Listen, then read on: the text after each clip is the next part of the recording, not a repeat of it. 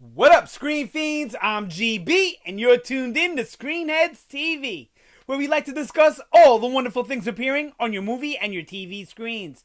In this episode, I'm going to give my review of Preacher, the Season 2 finale, which is episode 13, titled The End of the Road.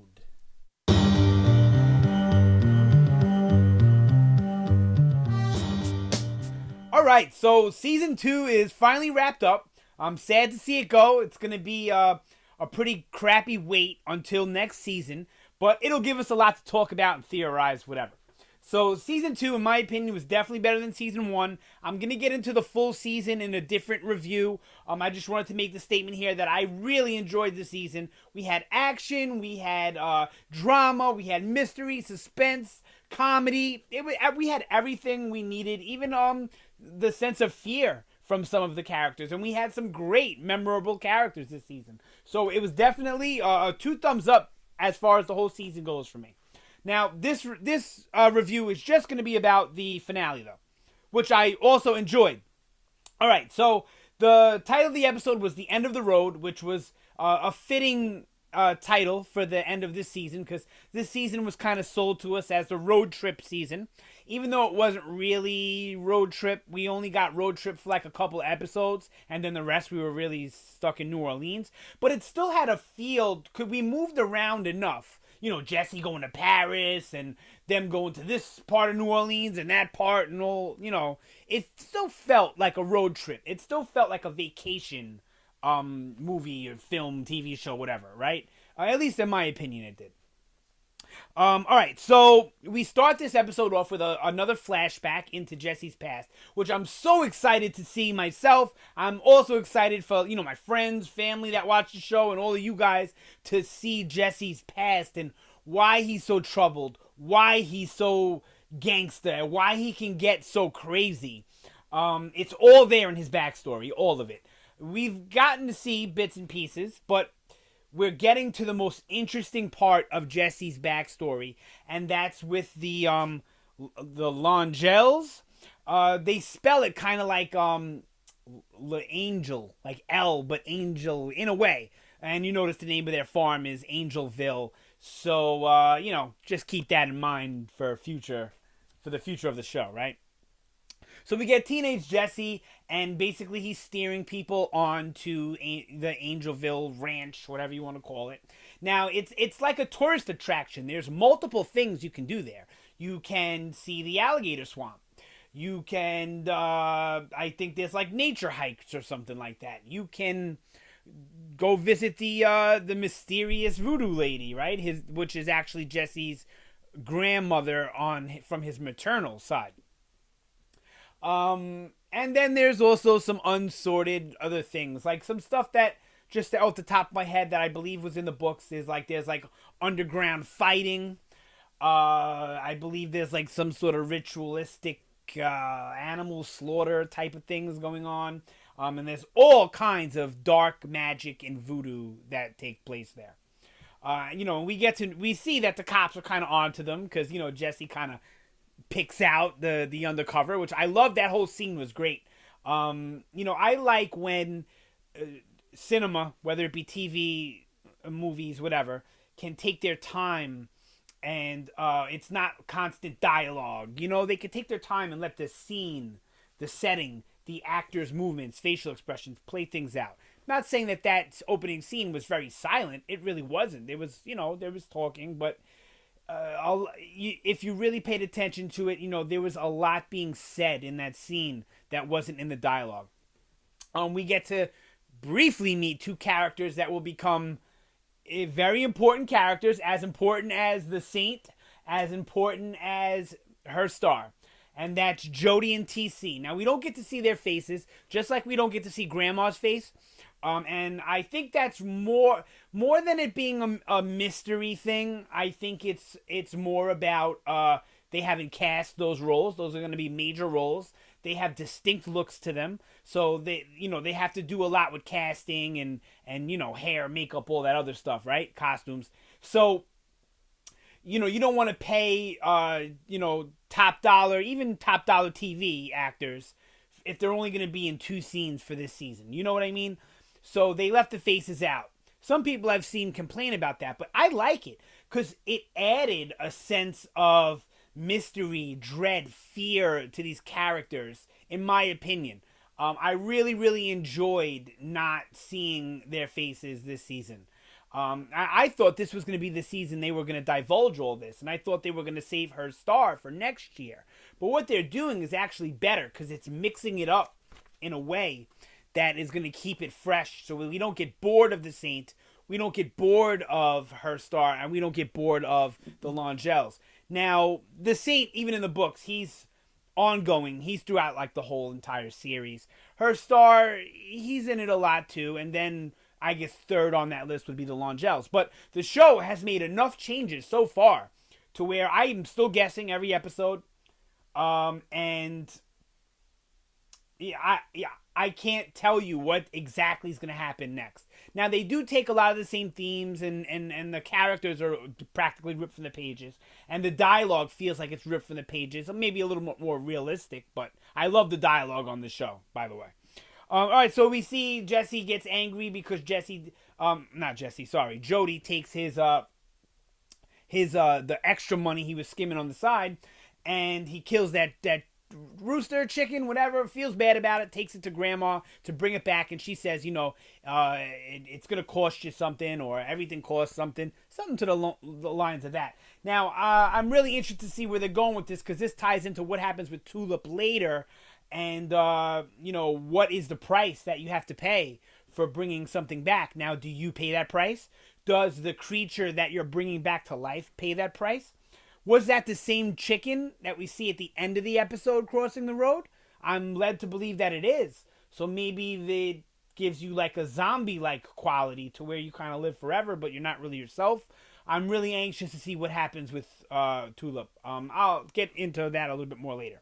So that's basically it for the opening. So this season we got not a lot of Jesse's backstory, but enough to intrigue us into what's going to happen next. Now, I'm really, really excited to see who they're going to cast as the Langels, because they're really interesting characters.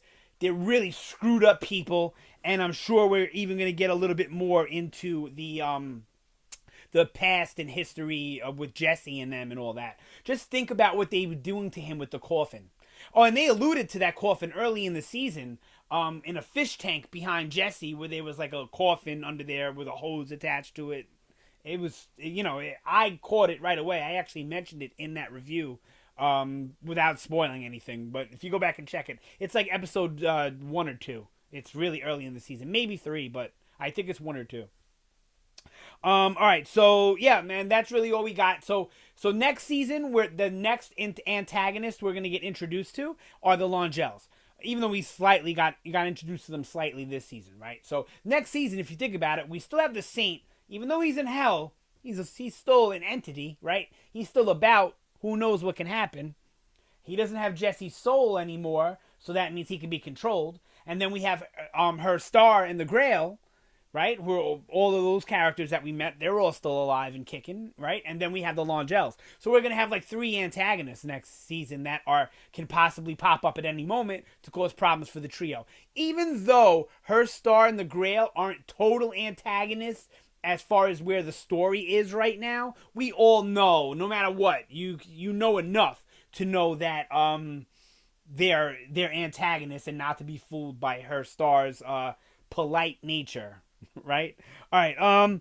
So then we get that great scene of Jesse at the Catholic school, going to talk as the Messiah. You can see how uncomfortable he is, not just with the cape, but just in general with having to read a speech and be filmed and all this other stuff. You can tell he's very uncomfortable with it, even though he went along with it, and part of him, I guess, likes it.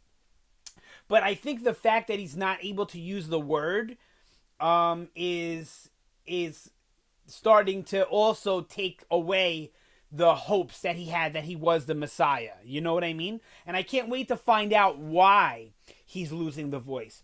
This is something that I do not recall from the books whatsoever, is him losing it, early on in the story like this.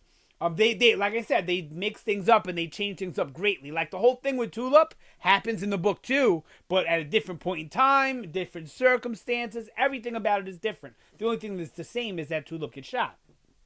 All right. Oh, spoiler alert. Sorry.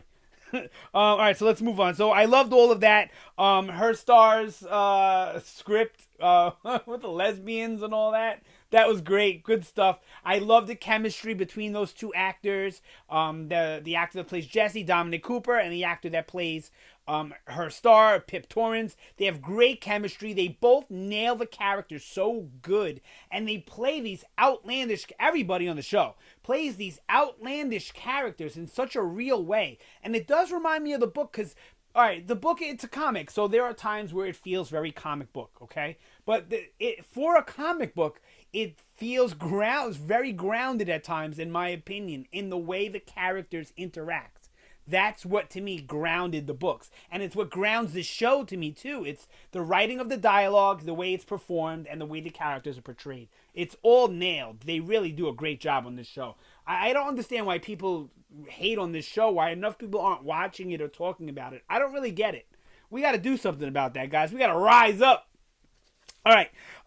So all right. So that was good stuff. We don't know why Genesis isn't working. I'd love to see that, that fight scene in the Catholic school classroom was great. Everything about it. It was funny. It was good pulpy action. And that's what we get from Preacher. We get pulpy action. If you don't know what I mean by that, it's kind of over the top, a little unbelievable. It's kind of like John Wick-ish type of stuff, or like any number of 80s action movies where it's stuff that you really know isn't going to happen, but it's very fun to watch, very well choreographed, brutal. And I will say, though, that Preacher does that style of pulpy action in a more realistic way than a lot of other shows that are pulpy or movies that are pulpy do the action. Like Spartacus, if you ever watch that show, great show, love it. But the action was very pulpy. It took me a while to get into that show because of that. I had to kind of get used and understand that that's what the show is going for. Now, it never really felt realistic on Spartacus. It was always over the top, always comic book. Here, it actually feels like brutal, real choreography, in my opinion, even though you're looking at certain things going, yeah, okay. Like you can really eject the the ammo clip in that fashion to smack somebody in the face and knock them back. Like I said, very John Wick, but very enjoyable. I love it. I'm not complaining. I'm just making an observation. Okay. So yeah, all the fight scenes though are like that on Preacher. So, like I said, not a complaint whatsoever. Love the music during that scene. I loved it better when they did it early in the season when Jesse was fighting Victor, that's Tulip's husband, ex-husband, his goon. The guy had the headphones in, so the word didn't work on him, and that's where we got the music from. It felt great within the scene. I like when shows play music because music is happening in the scene. This felt out of place once the music started, in my opinion. They should have had her star do something funny, like play some music on his phone or one of the kids do it. I don't know, something. I felt like, even though I loved the song, I loved the music, it worked. It was a great scene. I just felt like it was a little jarring the way the music comes in and it didn't feel natural. Whereas, like I said, in that earlier scene where he fights that one goon, it felt natural to the scene because the guy was listening to that song. But I get it. They can't do that every time they want to have music on the show. I get it. And if you notice, her star says that one of the kids defecated on the shoe. You guys will get this as the show goes. Remember, I'm saying this, but her star is always shitted on in the books so far in the show. Always shitted on. Good things do not happen for her star throughout this story. I see it playing out a little differently on the show, but I guarantee you, it's going to boil down to the same thing where it's going to kind of start to be a running joke of the things that happen to her star. That's all I'll say about that. But remember, I said it. All right, so then you get the Featherstone, Hoover, and her star relationship. You get... All right, I'm not going to talk too much about this either because there's spoilers in here that I really think they're going to play out on the show by just what the actors have been giving us from week to week, and the writers. There's an interesting dynamic, to say the least, between Featherstone and Hoover and her star. I don't want to call it a love triangle, and that's not spoiling anything. It's not really a love triangle, I guess, kind of, but it's this weird relationship, this weird dynamic that the three of them have. I see that already. They haven't made it blatant this season, but they've alluded to it. I bet you as we go on, though, you guys will see exactly what I mean. I know I'm being kind of cryptic here. Eventually, I will do videos. I don't want to spoil the show for you guys because I know how much fun it is to see this stuff unfold in front of your eyes. But I feel not as bad when I make a video that has like a spoiler tag in it, or where I'm basically telling you it's this explained, so you kind of know going in that you may hear something that is a spoiler, you know? All right, so now we got the Cassidy and Dennis stuff. I kind of called it. It was easy to call. A lot of you, I'm sure, out there called that Cassidy was going to end up having to kill Dennis because Dennis was out of control.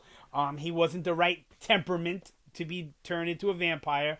And the way it happened, I thought it was going to be a little more tragic and heartbreaking. I mean, if you look at it from the Dennis scene where he's like, Papa, Papa, while he's screaming, while he's out there getting burned. Yeah, it's sad. It's tragic. But I thought it was going to be more of a personal tragedy for Cassidy. And it didn't really seem that to me. I mean, you see that he's hurt. You see that he's sad. That's why he lets the dog go. Because the dog reminds him of Dennis, you know? But, I don't know. I thought it could have been played with a little bit more impact, in my opinion. Because Joseph Gilgan, who plays Cassidy, he's a terrific actor on the show. I mean, I'm absolutely loving what he does with that character. And I get it. Cassidy's a vampire, centuries old. Maybe he deals with emotion, probably deals with emotion a lot different than the average Joe.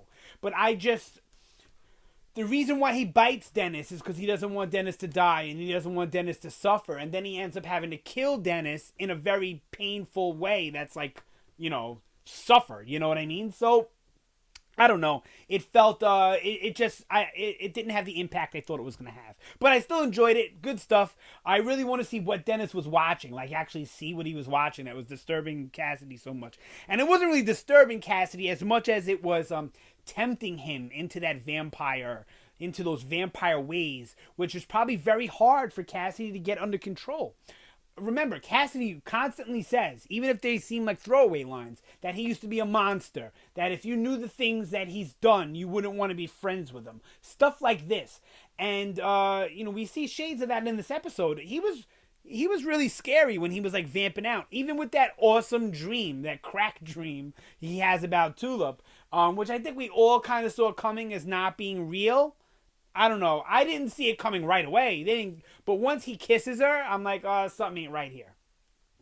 Once Tulip sat down in the bed, really, and started talking, it seemed off. But, that was all good stuff. And you get to see, though, how scary Cassidy can be. And why the guy on the phone tells him only bite Dennis if he has the right temperament. I honestly think he shouldn't have bit Tulip at the end because I don't think Tulip has the right temperament. She probably would have went crazy vamp on him. You know what I mean? But that was all good stuff with Dennis and Cassidy. Like I said, I just thought it would have a better impact. But Cassidy's scary vamp stuff was really good. It really, really gave me the chills. I love the character, and he usually makes me laugh. So for him to usually be the character that makes you laugh, like smoking crack early in the episode, to being kind of terrifying in his facial acting was just really, really good stuff, and really a testament to the actor, really, all right. Now I wanted to touch on this too with Tulip in the convenience store. I like the little overt but not so overt racism that they throw towards Tulip here and there. Remember, they're in the South. Racism is very much alive. In today's climate, especially, there's where people who have racist tendencies are feeling more open to express themselves in an open manner. And in the comic, Tulip is not, she's white, so this doesn't come up, and I just like it because it feels real world. And the way people try and do it in this subtle kind of asshole way feels real to me. It feels excuse me, especially in today's, like I said, racial climate, it feels like something that I can see certain people saying. And I love the way Tulip always deals with it. She confronts it. Even though she doesn't say anything about it right away. I think that's more because of the writers not wanting to make it so blatant. But she always deals with it in some sort of Tulip way. Whether it be smartassery or badassery, she deals with it. Badassery in this episode. But I really think seeing Jesse on the news as the Messiah and all this, I think is what set her off. Because she's like, well, Jesse's on his path.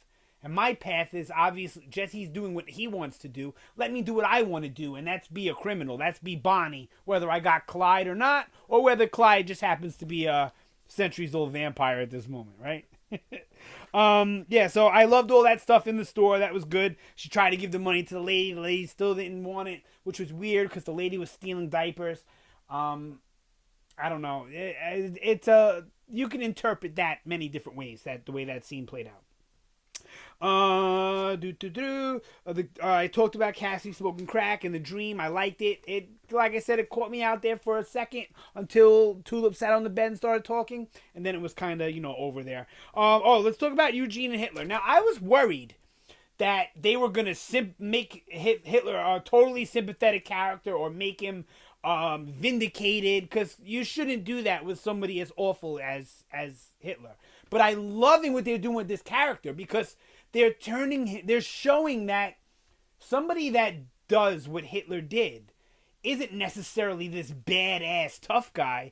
He did it in the most cowardice, bitch move way. And that's exactly how they made Hitler, a bitch. Just his whole actions, his whole demeanor, his hell that he has to relive, the reasons why he started World War II are like bitch, cowardice. I don't even know how to describe it, but you guys get what I'm saying. I'm like, oh, they're definitely not going to redeem him. And then in this episode, I'm like, are they seriously going to redeem Hitler? And I would have had a problem with that. I really would have. But then they make him turn on Eugene at the end and skate. And who knows what kind of mayhem he's going to get into. I'm sure he's going to meet his just desserts sooner or later. And this is all new stuff for the show, so I'm loving it. Every minute of it. So I guess when they first escaped, they were like in purgatory there or whatever. And then they see the dude, the ferryman, the guy that ferries you, back to life, to Earth, whatever. I loved all that stuff. The dude in the cloak was definitely creepy as shit till he started talking, and then that was really off-putting. It's like, wow. But you know what? In the world of Preacher, it makes sense. That guy has been around for millennia, the dude in the cloak. So why wouldn't his speech and his accent evolve with all the different people he sees coming through there, whatever, over time? I don't know. It felt right for Preacher, though. Even though it was a little off-putting at first, it felt right. And then when the warden steps up on him and he throws like the demonic voice on him, that was good. Well done. It was scary. He was a creepy character. I did not expect her to shoot him in the head at all. But from Preacher and the stuff I know that happens and that's going to probably happen, because God is gone, there is chaos in heaven. There is chaos in hell. And I think that's purgatory. I'm not sure. You guys will correct me down below, I'm sure. But it's obviously chaos there. Nobody's dominion is rule anymore. There's no rules. There's no, it's like I said, a free-for-all. I'm loving it. Because that's definitely from the book, where there's like chaos because God is missing. And this is the first sign we're really seeing of that, other than the angel stuff we got from season 1, which was good stuff, but you didn't really get a sense of the reason why that was happening was because there was no God, Well, we didn't know at that time there was no God as far as the show goes. Well, not that there's no God, but that God is not in heaven anymore doing his normal thing. Yep, so, alright, so that was good. Now, I was struggling to figure out what Hitler's plan was, because he was just going to leave and wander purgatory. At least he was out of hell, I guess. Or maybe he was going to wait for Eugene to get on the boat and then somehow weasel his way on there. I don't really know what exactly his plan was. But once the warden killed the ferryman, he seized an opportunity, but he didn't leave. He was still waiting in the bushes back there. So I don't think we'll ever know what his plan was, or if he even had a plan, or if he was just winging it and he was just riding Eugene all the way as far as he could. If he made it all the way out, great. If he didn't, at least he was out of hell. That's how I took it. But maybe you guys took it different. Sound off down below. I know I keep saying that, but like I said, this is a long one, so. And you could tell in this episode that the gang really misses each other and loves each other. That really shined through in all three characters. Now, you didn't really get a sense of huge love between Jesse and Cassidy because they were kind of at each other's throats, right? But remember, Cassidy's the one that reaches out to Jesse to come because Tulip is hurt. And there's like a brotherly thing going on, even when they're fighting, and then they turn and they see, Tulip laying there gasping with her last breaths. And that's what stops the conflict. There's still that love thing there, but you saw it more in Tulip and Cassidy. She kind of shrugs off him smoking crack, but you look at her face and she kind of wishes that he wasn't smoking crack. And you always see the love that Cassidy has for Tulip. That's just evident.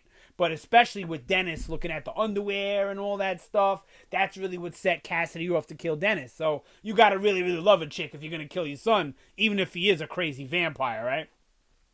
And then, the love between Jesse and Tulip, that's always evident. So this episode, it was just nice to get a sense of that they miss each other. They need each other. When her star says, that's not your calling on the phone, this is your calling, Jesse kind of makes a face like, I don't know about that. These are my people. This is my family. These are the ones I love. These are the ones I need.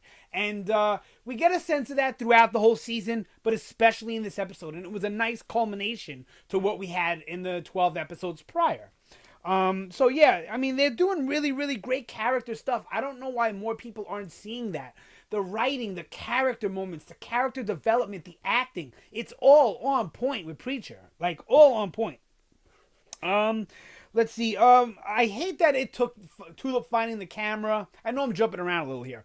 I hate that it took Tulip finding that camera to really put the pieces together. I feel like she's so much smarter than that. Even though I get she was clouded by fear and PTSD from Saint of Killers, and then Featherstone and Hoover, they kept having an answer or a reason for Tulip to believe further. So I get it. It's more a testament to the Grail and how good they are than it is as it is a downfall on the character of Tulip, I guess. So I guess I'm being a little too hard on Tulip. But I like that whole scene, the way she picked it apart. It was great. We learned finally, like maybe you guys knew sooner, but I figured it out right there in that moment that manual was teaching them how to extract the soul from the Saint of Killers. So the deal was, we'll take the soul away from you and let you out of here, but just don't kill us. And that's what the Saint of Killer wanted. He wanted out so he can kill Jesse, and he wanted Jesse's soul out of him so Jesse couldn't control him and make him his bitch anymore. Makes total sense. It kind of defeats the purpose on why he would punch Jesse in the throat. And, but I guess that was just to make it so that just in case the voice worked. I don't really know. But either way, it was a good tactic. Maybe he just didn't want to hear Jesse's bullshit. That's also a big possibility there. Sorry I keep looking down. I wrote a lot of notes here. Okay, so now the Grail has Jesse's soul. Jesse didn't go back for it. He chose Tulip over his soul. That's big. That says a lot about that man. But we know that her star, who's not a very nice guy, has Jesse's soul. So that's going to be interesting, to say the least. Drop my pen. Okay, let's see. I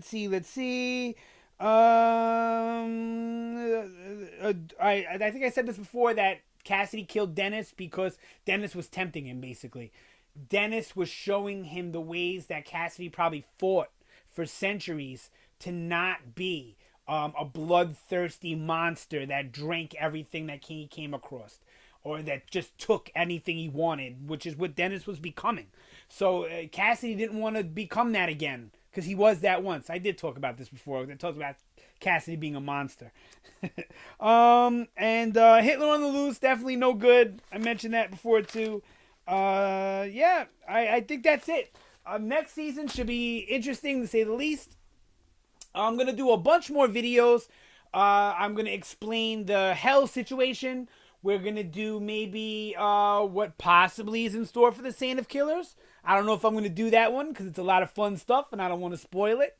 I want to do Grail explained. I want to go into Jesse's backstory, Tulip and Cassidy's backstory. So there'll be other videos to make in the off season. I can't promise you I'm going to be doing one every single week with the new job and all that, but I'm definitely going to be getting you out videos, at least twice a month, Preacher videos in between seasons. So thank you so much for watching all season long. I definitely appreciate it. Check out some of my other content. Maybe there's other shows I review that you watch, or maybe there's other shows that you don't watch, you're not sure of, but based on my review, my opinion, maybe that'll make you, force you to watch one of those shows or lean you in that direction. So, sound off down below. Anything Preacher related, anything related at all. The end of the season, I'm sad to see it go, but like I said, be on the lookout for plenty more Preacher stuff. All right, that's it for this one. Thank you so much for watching. Always appreciate it. Don't forget to like, share, subscribe. Helps me out, helps the channel out, and puts a big smile on my face. All right, so thanks a lot. Always appreciated the views, the comments. You guys are great. And I will see you next time. Oh, wait, have a great day, and I will see you next time. Sometimes with these closings, I'm really all over the place. You guys have a great day.